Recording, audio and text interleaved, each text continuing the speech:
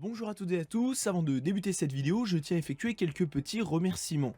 Tout d'abord à Dylan du musée des blindés pour le coup de main qu'il m'a donné dans la réalisation de cette vidéo, à la fois via les images et les photos qu'il m'a envoyées. Je tiens aussi à remercier Max Stein de m'avoir autorisé à utiliser les illustrations présentes dans son livre sur le tigre de Saumur, un excellent ouvrage que je vous conseille et qui est disponible sur la boutique en ligne du musée des blindés. Enfin, si je réalise cette vidéo, c'est dans le cadre d'une collecte de fonds de la part du musée pour la restauration de cette pièce unique au monde qu'est le tigre de Saumur. Je vous donne plus d'informations à ce sujet dans la vidéo. Sur ce, bonne vidéo. Le char Tigre, blindé légendaire, sûrement le plus connu au monde avec son homologue le Panthère, et que l'on ne présente plus tant sa représentation dans la culture populaire est sans équivalent.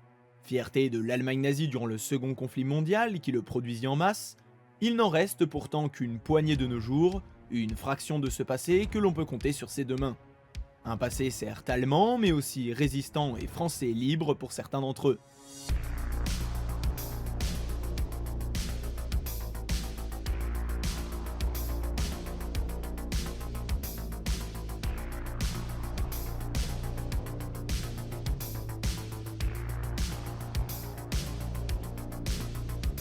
L'histoire du Bretagne commence comme celle de tous les tigres, en Allemagne.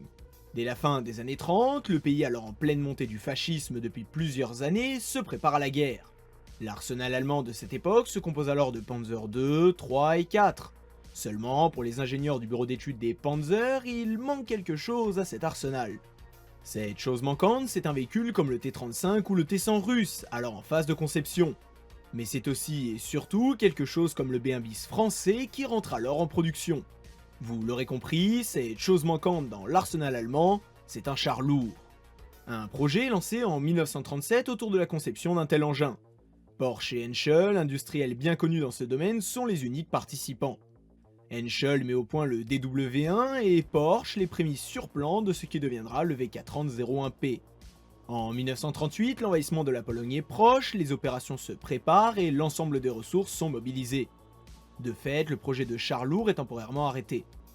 Malgré cet arrêt, Henschel poursuit ses travaux de son côté sur fonds propres et met au point en 1941 le DW2. C'est un pari risqué mais audacieux et qui portera ses fruits par la suite pour deux raisons. La première sera la campagne de France où les Panzer III et IV furent en peine contre les B1 bis français. Puis la seconde lors de l'opération Barbarossa où ils font face aux KV-1 et T-34 soviétiques. Face à l'urgence de la situation est lancé en mai 1941 le Tiger Programme, qui vise à la conception d'un blindé lourd. Vont déboucher de ce programme dans un premier temps les VK30-01P et 01H, P pour Porsche, H pour Henschel. Ces deux blindés ne correspondent pas vraiment au cahier des charges du Tiger Programme, et ce pour une raison simple, ils sont issus des travaux des études menées en 1937. Après évaluation, on exige des industriels de produire un blindé en cohérence avec le cahier des charges exigé. Celui-ci stipulant que le véhicule devait être blindé à au moins 100 mm de face, un blindage le rendant impénétrable à distance d'engagement standard par les blindés rencontrés à cette époque. Il devait être doté d'un canon de 88 mm, un canon ayant déjà fait ses preuves même face aux blindés lourds rencontrés, typiquement le KV-1, et enfin, la contrainte la plus difficile à respecter, le poids maximal de 45 tonnes, autant dire qu'au vu des exigences précédentes, c'est physiquement impossible. En avril 1942, les industriels présentent chacun leur blindé. Respectivement nommés VK45-01P et 01H, ils sont de conception totalement différentes. À travers ces deux blindés, ce sont deux visions de l'ingénierie allemande qui s'affrontent. Leurs seuls points communs seront ceux exigés par le cahier des charges, soit le blindage de caisse et la tourelle comprenant l'armement manufacturé par Krupp. Ah si, j'en ai oublié un, le poids maximal qui ne sera respecté par aucun des deux blindés, les deux étant bien au-dessus de 45 tonnes. Lors des essais le 19 et le 20 mai 1942, le Tigre de Henschel effectue une démonstration au Führer sans commune mesure avec le Tigre de Porsche, celui-ci ayant pris feu à de multiples reprises et n'ayant pas effectué un dixième du parcours. Comble de l'humiliation pour Porsche, son Tigre sera remorqué par le Tigre de Henschel jusqu'à la zone de départ. La raison de cette victoire écrasante résulte surtout dans le choix de motorisation des deux constructeurs. Si Henschel s'orienta sur une motorisation standard avec un V12 Maybach HL210 P45 de 650 chevaux, Porsche lui préféra une solution bien plus complexe avec un moteur hybride électrique. L'idée derrière cette architecture était que deux moteurs V10 type 101 diesel alimentent deux génératrices. Grosso modo, des alternateurs comme dans votre voiture en bien plus gros. Puis que ces génératrices alimentent deux moteurs électriques assurant la propulsion du char. Ça revient à utiliser un moteur essence dans votre voiture pour produire uniquement de l'électricité qui alimente le moteur électrique qui l'a fait avancer. Bon, si sur le papier l'idée est excellente et même visionnaire, elle est un vrai cauchemar pour la maintenance, mais surtout un gouffre autant financier que matériel. La conclusion de ces essais donnera Henschel largement victorieux, ce qui paraît assez évident au vu des caractéristiques et résultats obtenus par le Tigre de Porsche. Pour l'anecdote, Porsche était tellement confiant qu'il fit produire 100 châssis avant même la décision du Führer. Problème, son Tigre ayant perdu, il fut décidé de remplacer les moteurs hybrides électriques par des moteurs diesel standards et convertit les châssis en Ferdinand. Suite à la victoire de Henschel, 3 prototypes seront mis au point afin de peaufiner les détails de mise en production, qui arrivera en août 1942. Dès le début, le Tigre est techniquement très abouti. On y retrouve déjà des options permettant de s'adapter aux différents théâtres d'opération. Filtre des airs FFL, chenille neige Scutten et même un schnorkel permettant d'immerger le char. Les premiers blindés de production prendront l'appellation que vous pouvez lire à l'écran et que je ne me risquerai pas de prononcer ayant fait espagnol LV2, simplifié en Tigre H1. Cette première version reprend les grandes lignes du VK4501H abordé plus tôt. On y retrouve cependant quelques nouveautés comme les options ou les lanceurs de grenades fumigènes S-Minen. En 1943, année qui correspond au milieu de production du Tigre, plusieurs modifications vont avoir lieu à la fois mécaniques et techniques. Pour des raisons de coût en ressources et de fiabilité, le moteur HL210P45 en aluminium est remplacé par un HL230P45 de 700 chevaux en fonte à partir du mois de mai. Les polances fumigènes sont retirées, une couche de zimérite est appliquée, le tourello est changé et les filtres des airs FFL sont supprimés. Pour expliquer rapidement ce qu'est la zimérite, c'est un revêtement composé de plusieurs matériaux amagnétiques que l'on applique sur le char pour empêcher les mines ou les grenades magnétiques d'être collées directement sur le blindé pour le détruire. A partir de 1944, le Tigre H1 devient Tigre 1 version E ou Tigre E avec l'apparition du 822e Tigre.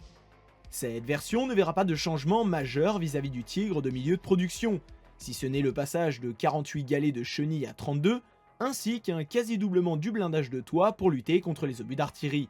L'optique binoculaire est également remplacée par une optique monoculaire. Globalement, ce qui est recherché à travers le Tigre E, c'est une simplification du véhicule, de sa maintenance et de sa fabrication, notamment via la mise en commun de certaines pièces avec le Tigre 2 comme les galets de chenilles.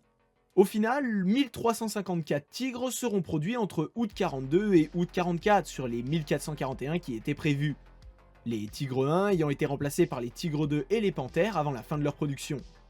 Ce qui est important à retenir, c'est que si le Tigre 1 est un monstre en 1942 qu'aucun blindé ne peut percer à distance d'engagement standard, avec l'évolution du conflit et l'arrivée de nouveaux armements au fil des années, celui-ci devient de plus en plus fragile. L'arrivée du 17 Pounder avec le Firefly pour les Britanniques, le 85 mm D5T sur le T-34 pour les Russes, ou encore le canon de 76 mm M1 américain à partir de 1944, vont faire du char Tigre un char lourd mais sans plus. Certes toujours risqué à affronter, mais il ne représente plus la menace qu'il était en 1942. Un autre point qui va influer sur le Tigre et sur son blindage, c'est la qualité de ce dernier. Si en 1942 l'acier produit est d'excellente qualité, avec l'évolution du conflit, la diminution des ressources et la cadence de production, cette même qualité va drastiquement baisser. Les blindages sont moins résistants, fissurent plus vite et les soudures lâchent plus facilement. Ce problème de qualité ne sera d'ailleurs pas propre qu'au Tigre mais bien à l'ensemble du parc de blindés allemand. Avant de poursuivre plus loin et de débuter l'histoire du Tigre de Saumur, je souhaite mettre en avant les mécaniciens et bénévoles du musée des blindés qui se démènent maintenant depuis plusieurs mois dans le cadre de cette restauration. Des personnes souvent oubliées ou peu reconnues pour leur travail phénoménal, sur leur temps libre pour beaucoup, leur week-end, et sans qui de tels projets de restauration ne seraient pas possibles. Alors merci à eux, à vous mesdames et messieurs les mécanos, les bénévoles pour ce que vous faites, pour le temps que vous y consacrez et pour l'intérêt que vous portez à ces projets. Nous sommes donc en 1944 et la production des derniers Tigres approche. Parmi tous ces Tigres, on retrouve un certain numéro 251 114, simplifié en 1114. La tourelle montée sur ce châssis étant la 250 857 ou tourelle 857. Usiné par Henschel à Cassel fin avril 1944, il est livré au 102e bataillon de Panzerlourd SS le 20 mai de la même année. Désigné Tigre 114 au sein du bataillon, il va voyager lors de la première moitié de l'année 44 avec ce dernier. D'abord envoyé en Normandie en janvier, puis à Wezep aux Pays-Bas en mai pour restructuration du bataillon, il y restera basé jusqu'au 11 juin 44, jour où il reçoit son ordre de mobilisation vers le Nord-Pas-de-Calais. Cela fait maintenant 5 jours que les Alliés ont débarqué et que la bataille fait rage en Normandie. Le 14 juin, un nouvel ordre tombe, défendre la colline 112 au sud de Caen. Transférés en train à la gare de Versailles-Chantier à 200 km de la destination finale, ils n'engageront le combat qu'à partir du 7 juillet, jour de leur arrivée. Sur les 45 tigres de la compagnie, seuls 28 sont présents, les autres ayant subi des problèmes mécaniques sur la route ou étant en maintenance. Au total, ce sont 123 Tigre 1 et 12 Tigre 2 qui sont présents sur le front normand, toutes compagnies confondues. Pour ce qui est de notre Tigre 114, il restera positionné à la colline 112 jusque dans la nuit du 3 au 4 août. Il reçoit alors l'ordre de se replier dans la région de Vire pour soutenir une opération de contre-offensive en direction de Mortain-Avranches. Cette opération sera un échec cuisant pour les forces allemandes, obligeant les Tigres du 102e et 503e bataillon à se replier vers Falaise. À peine arrivé, le 17 août, que les combats font déjà rage. L'ordre est donné de se replier à l'extérieur de la ville en direction de Villy le 18 au matin. La situation allemande en Normandie est alors chaotique. La progression alliée ne leur laisse aucun répit et les ordres pleuvent les uns après les autres. Les Tigres 114, 124, 141 et 241 reçoivent eux l'ordre de se replier vers Fresnay. Lors de ce repli, le Tigre 124 est touché puis sabordé après une tentative de remorquage par le 241. Les Tigres 114 et 141, souffrant eux d'un manque de carburant, prennent position au nord de Nessy, près des côtes 234 et 250. Le Tigre 241, alors arrivé au QG du bataillon, reçoit l'ordre de ravitailler les deux Tigres puis de se mettre en marche direction Brieux. Vers 4h30 du matin, les Tigres ravitaillés reprennent la route. La nuit est encore sombre. Vers 5h15, les trois Tigres alors à pleine vitesse tombent nez à nez avec une position anti-char anglaise, celle-ci toute fraîchement installée. Le Tigre 141, alors en tête du convoi, dépasse la pièce et continue sa route sous le feu des mitrailleuses anglaises et s'en sort indemne. Le Tigre 241, en seconde position dans le convoi, fait de même mais n'aura pas la même chance. Subissant un tir à courte portée de la batterie anti-char, puis un tir de Piat, il finira dans le fossé. Le Tigre 114, alors en troisième position dans le convoi, va venir s'encastrer à pleine vitesse dans le 241. L'équipage sonné sera capturé, d'autres réussiront à s'enfuir à travers champs jusqu'aux positions allemandes. Cette collision deviendra la marque de distinction du Tigre 114 en laissant un impact sur le glacis avant du châssis nettement visible. Suite à cet affrontement, il est décidé par les Anglais de laisser sur le bas-côté les deux Tigres dans leur état. C'est à partir de l'automne 44 que les choses vont commencer à bouger pour ces blindés abandonnés. Les forces françaises libres envisagent de les récupérer afin de les utiliser dans la neutralisation des poches de résistance allemandes. Le 9 janvier 45, soit près de 6 mois après l'arrêt du Tigre 114, le capitaine FFI Guy Besnier est le premier à obtenir l'autorisation d'explorer la zone de Falaise. Accompagné d'une équipe de mécanos du 1er GMR, ils remettent en fonction une quinzaine de blindés. Panzer IV, Panther et bien sûr le Tigre 114. La remise en état du Tigre assurée par 3 mécaniciens, Roger et Jean Lecouturier, père et fils, ainsi que Bernard Verrier. Cette remise en état d'environ 1 mois sera réalisée en prélevant des pièces sur le Tigre 241, toujours dans le fossé. Après plus de 6 mois et demi de sommeil, le Tigre 114 redémarre et prend la route de Rannes où plusieurs Panzer IV l'attendent pour se diriger vers Nantes. Ces blindés de la Libération parcourront plus de 300 km par leurs propres moyens, et ce sans panne majeure. Ils participeront lors de ce déplacement à la neutralisation des dernières poches de résistance au sud de Saint-Nazaire. Une fois arrivés à Maclou, au sud de Nantes, les blindés remis en état sont officiellement intégrés à l'armée française et sont rebaptisés. Parmi ces noms, on retrouve par exemple le Panthère Dauphiné. Le Tigre 114 prendra lui l'appellation Bretagne. Ce nom sera changé lorsque le 6e régiment de cuirassiers ayant absorbé l'escadron Besnier sera désigné comme force d'occupation en Allemagne sur la fin de la guerre. Durant cette période, le Tigre Bretagne deviendra Tigre Colmar. Jusqu'en 1955, le Tigre Colmar en service dans les forces françaises est étudié et analysé sous toutes les coutures. Cette même année, le Tigre est démarré pour la toute dernière fois lors de sa livraison à Saumur, qui n'est pas encore un musée à cette époque. Il est alors le dernier Tigre 1 au monde en service dans une armée au moment de son retrait. Comme expliqué plus tôt, si nous avons besoin de vous aujourd'hui, si le musée a besoin de vous aujourd'hui, c'est pour remettre en fonction cette pièce d'histoire unique au monde. Cette pièce d'histoire qui n'a pas redémarré depuis 1955 et qui n'attend que de rugir à nouveau. Peu importe la donation, qu'elle soit de 1 euro, 10 euros, 100 euros ou plus, vous aurez contribué à votre échelle à la restauration d'une pièce de l'histoire de France, un morceau de patrimoine unique. Avant de conclure cette vidéo, je voudrais seulement vous informer que si vous avez effectué une donation de 50 euros ou plus à la cagnotte Ulule du Tigre de Saumur, vous pouvez prétendre à un patch exclusif réalisé par moi-même. Ce patch que vous voyez à l'écran a été designé par moi et Lord of Rivia, un artiste freelance. Il est unique au monde puisqu'étant un design original et n'est obtenable que durant la période où la cagnotte est ouverte. Pour obtenir ce patch, je vous invite à suivre le lien épinglé dans la section commentaires. Attention, c'est une initiative personnelle et qui n'est aucunement liée au musée des blindés.